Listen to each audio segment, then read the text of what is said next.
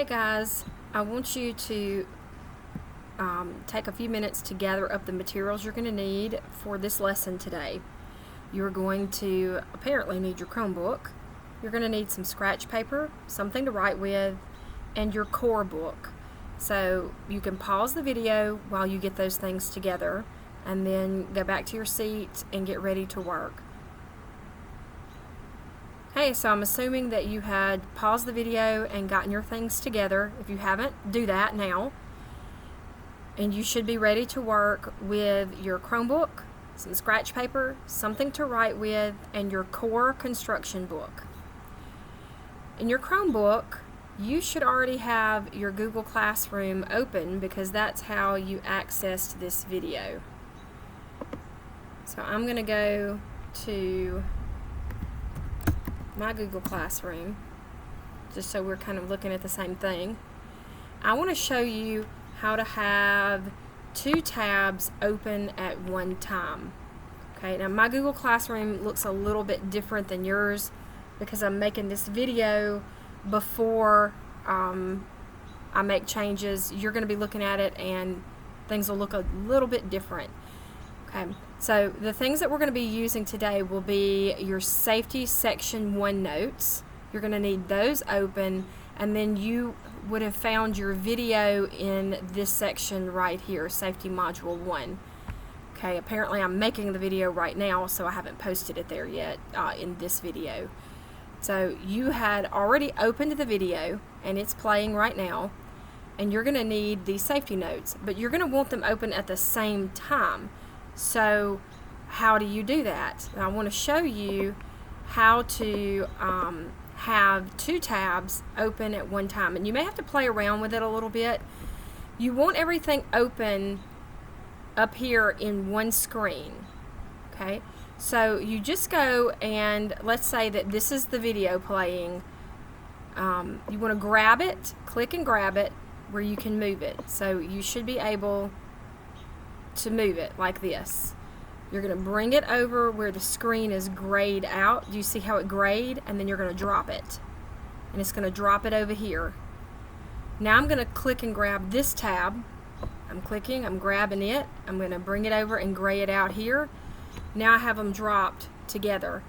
Yours may not have dropped exactly like that. Maybe only one dropped and the other one disappeared, or you've got a bunch of tabs open. If you aren't finding exactly what you need, you may have to click here.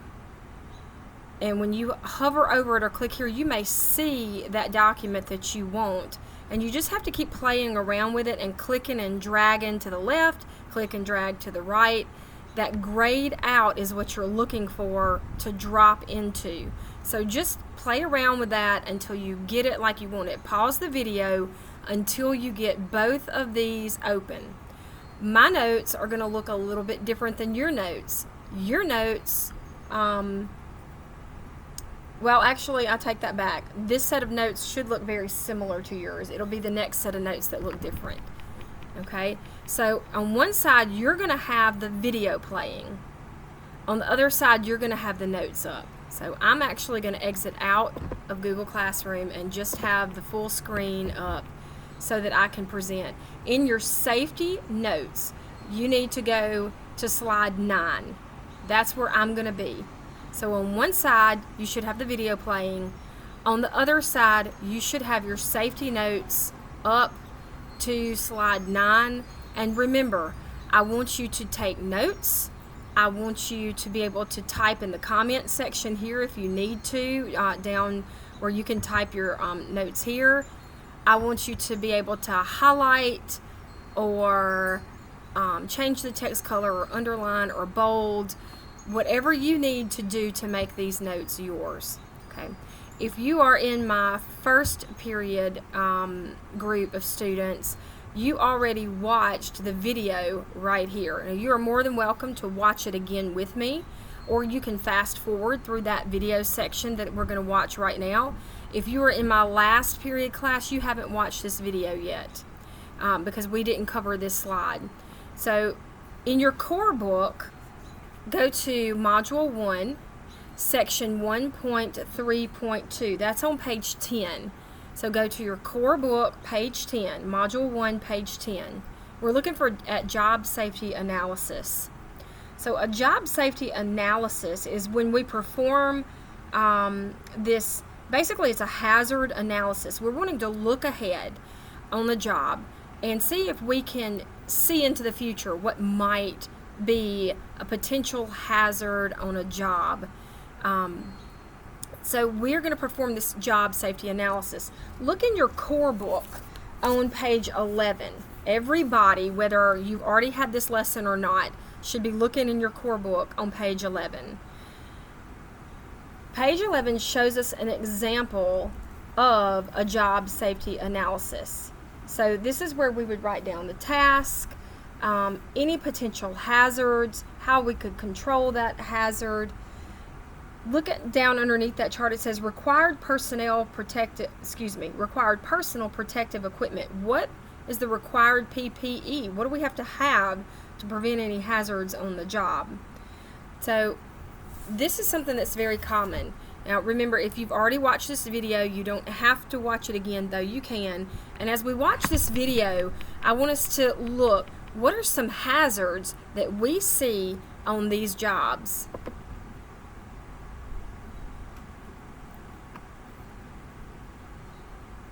And I think it's going to tell us this video may be inappropriate, but it's not. It's not. I've already checked it.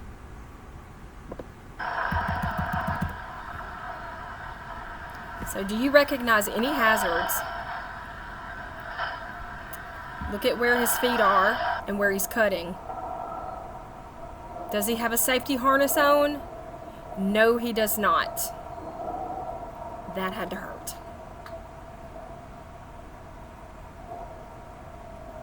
He also fell with his tool running. I hope that turned out okay.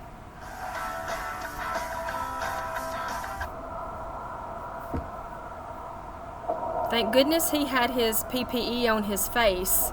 However, the rail that he was cutting and welding in half was not supported. Holy moly. Don't do that, kiddos. And look how close he was to the power lines.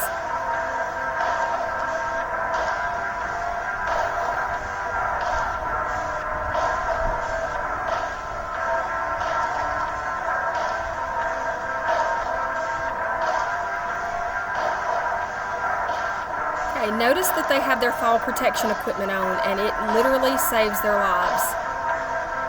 Watch. They have all their PPE on. Thank goodness for that.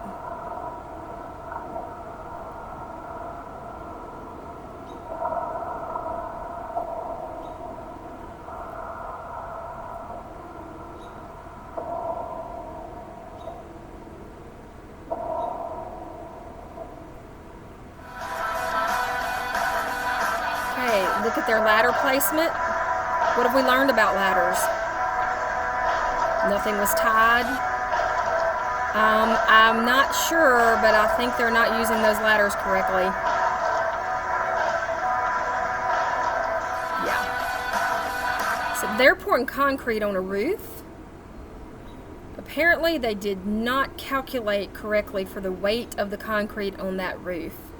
And no one was using any protective equipment. I see no PPE on them whatsoever.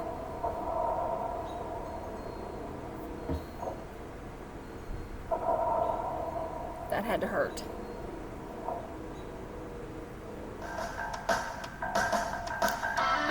Take a look at where he's standing. No fall protection equipment. And amazing balance, thank goodness.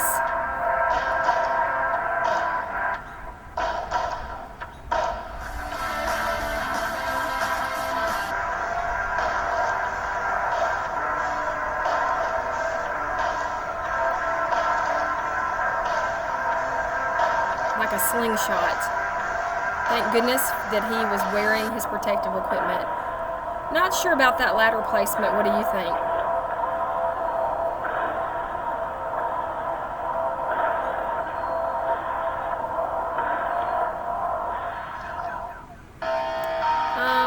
Yeah. even know which side you would stand on for that. Definitely not both sides. He has nothing tied to his saw to keep it from falling on someone below. But he's a champion, look at him. Who needs that protective equipment? Not this guy. He's too cool for school.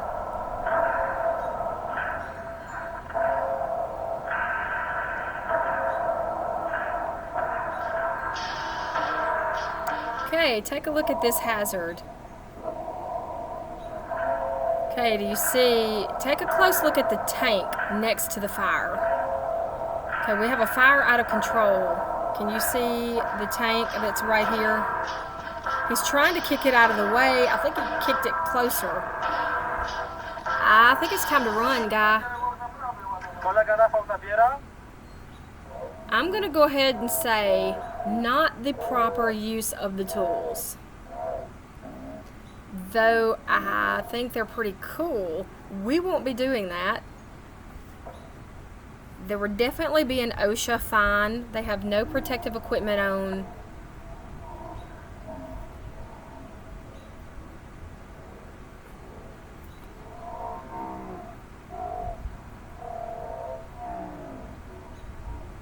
They have this video in slow motion, apparently, so you can see the shovels. This is not in the United States.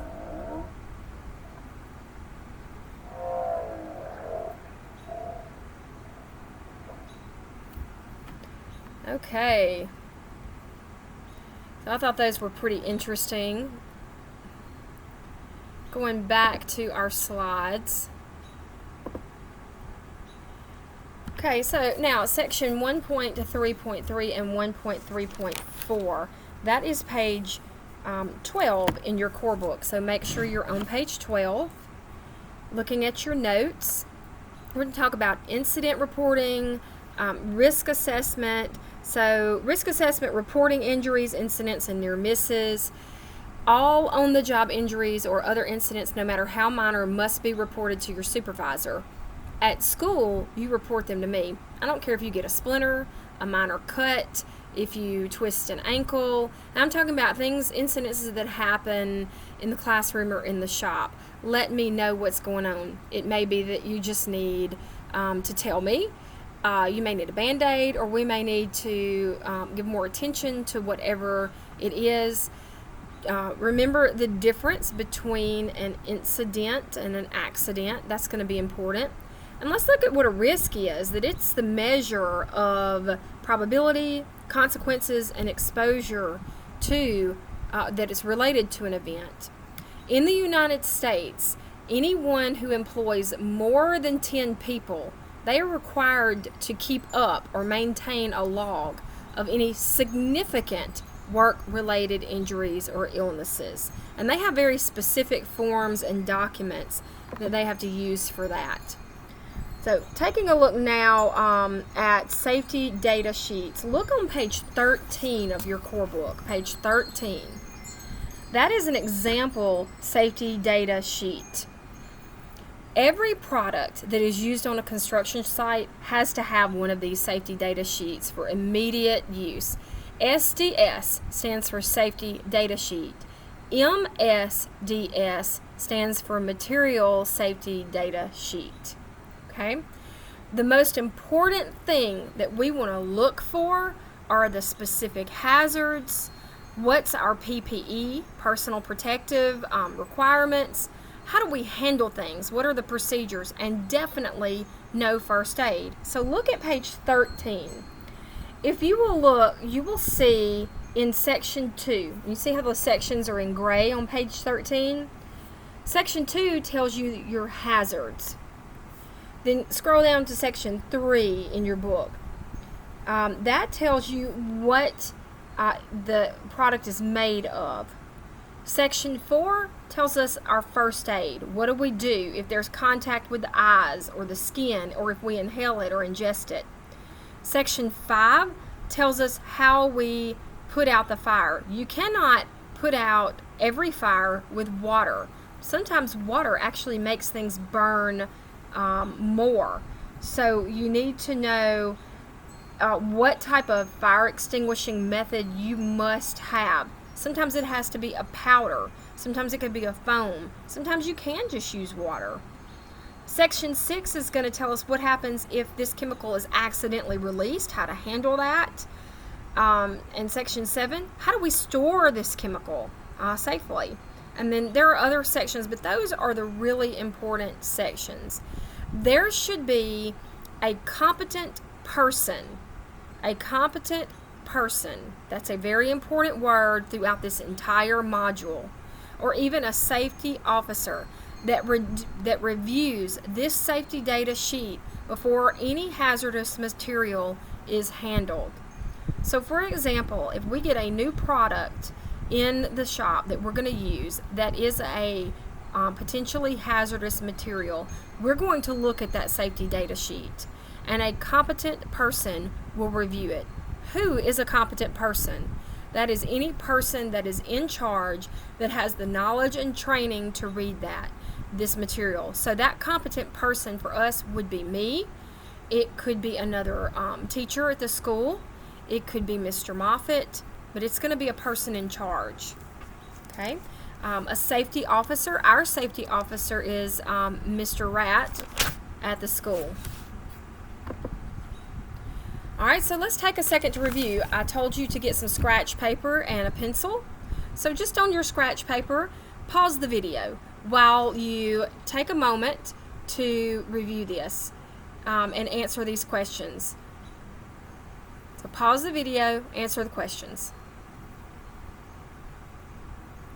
Okay, so you should have answered the questions. The person primarily responsible for your safety, the color commonly used for informational signs, and the SDS for any chemical used on the job site must be available where. So let's check your answers and see how you did. Oh, I thought I had the answer check. Okay, who is the person that is primarily responsible for your safety? You should have gotten you or yourself. That should have been the answer there. So add that into your slide. You can type that in on your slide, you or yourself. The second one, the color commonly used for informational slides, you should have gotten the answer blue. So make sure you get that typed in on your slide, blue. And the SDS for any chemical used at a job site must be available on the job site or at the job site. You could have put anything that means that. Okay. We have a quick video called Bad Day at Work. Let's take a moment to watch that.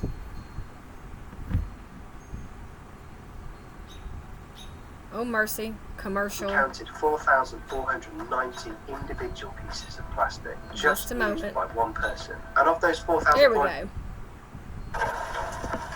Bad day at work. These folks are not following their safety procedures.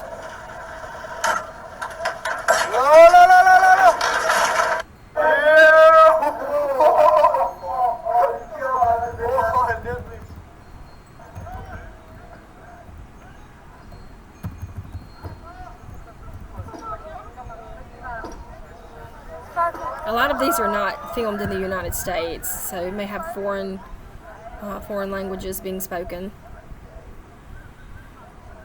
This is not going to go well.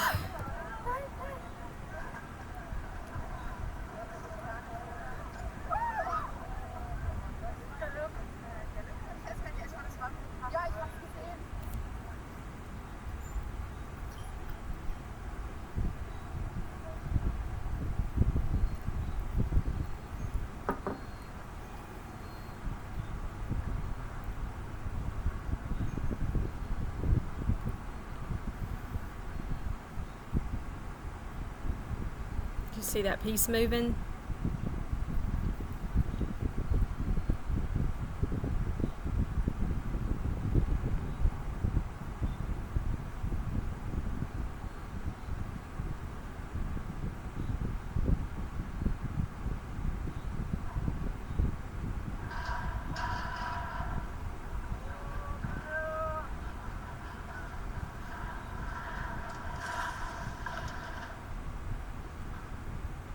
Mm.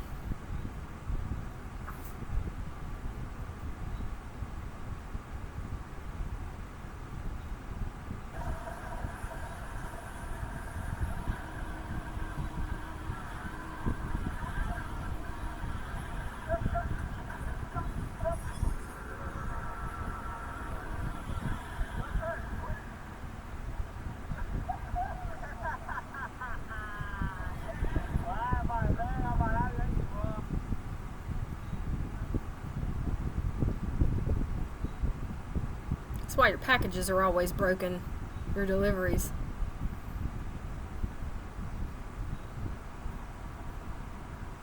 Smash.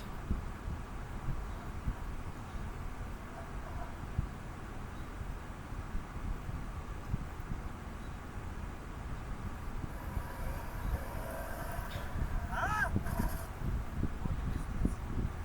think he broke his tractor.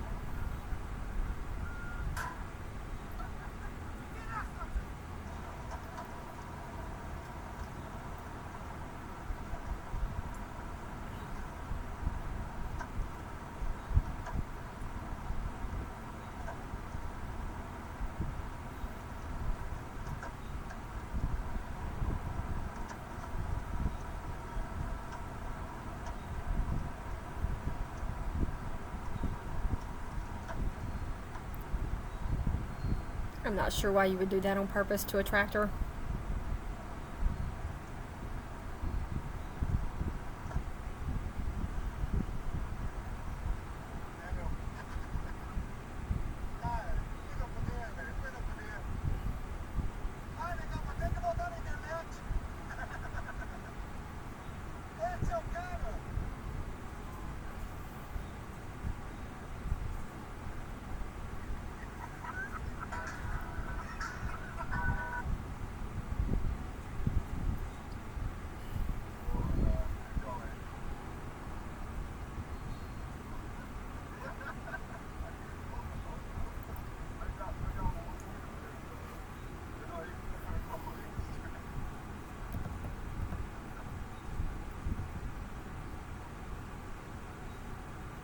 Not the proper use of a vacuum cleaner.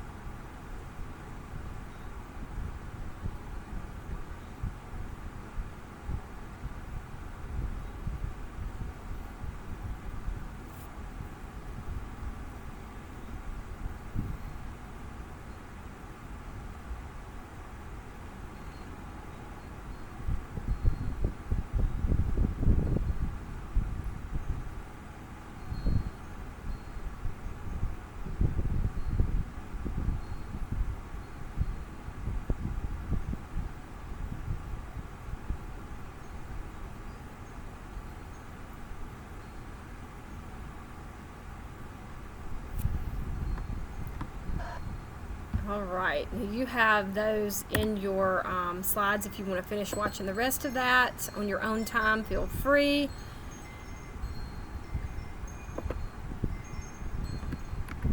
Okay, and that is the end of this session for section 1.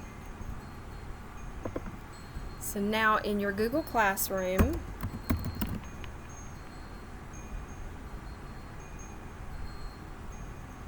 I want you to finish. You should have already done your bell work and answer that question. Do you have internet at home? there are your notes right there. Make sure you have completed that, and I may or may not have more work posted for you for Monday. Check back. Have a good day.